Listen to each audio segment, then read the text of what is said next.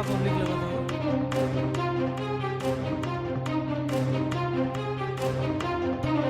मुंबईतल्या कांदिवली परिसरात असलेल्या लोखंडवाला कॉम्प्लेक्समध्ये रस्त्यावर आणि पदपथावर असलेल्या फेरीवाल्यांची गुंडागर्दी पाहायला मिळाली। सध्या संपूर्ण मुंबईत अनधिकृत फेरीवाल्यांवर मुंबई महानगरपालिकेकडून कारवाई होत आहे। अशातच कांदिवलीच्या लोखंडवाला कॉम्प्लेक्स भागात शुक्रवारी रात्री 8 वाजण्याच्या सुमारास मुंबई महानगरपालिकेचे अधिकारी आणि कर्मचारी अनधिकृत फेरीवाल्यांवर कारवाई करण्यासाठी गेले असता फेरीवाल्यांकडून ऑन ड्युटी असलेल्या मनपा अधिकारी आणि कर्मचारी यांच्यावर जीवघेणा हल्ला करण्यात आला। पालिकेकडून कारवाई करण्यासाठी नेमण्यात आलेल्या जेसीबीचा सुद्धा तोडफोड करण्यात आली आहे। फेरीवाल्यांनी लाठ्या काठ्यांचा वापर करत पालिका अधिकाऱ्यांवर जीवघेणा हल्ला केला। यात पालिकेचे 2 ते 3 अधिकारी जखमी झाले। याच प्रकरणी समतानगर पोलिसांनी हल्ला करणाऱ्या 12हून अधिक फेरीवाल्यांवर गुन्हा दाखल केलाय।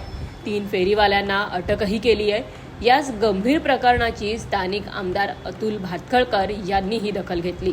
मी काल या ठिकाणी रात्री महानगरपालिकेचे कर्मचारी फेरीवाल्यांच्या विरोधात कारवाई करत असताना काही लोकांनी या लोकांना भडकावलं।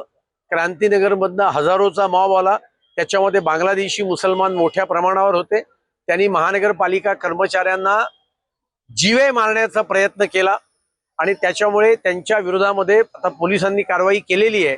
पण आमची मागणी आहे की सरकारी कामात अडथळा आणणं, दंगल असे सगळे कलमांखाली त्यांच्यावर गुन्हा दाखल केला पाहिजे आणि या लोकांवर कठोरातली कठोर कारवाई करण्याची मागणी आज आम्ही या ठिकाणी केली। बाहेरचे लोक जास्ती होते आणि आता फेस सीसीटीव्ही कॅमेऱ्यातून त्याचं सगळ्याचं चेकिंग चालू आहे।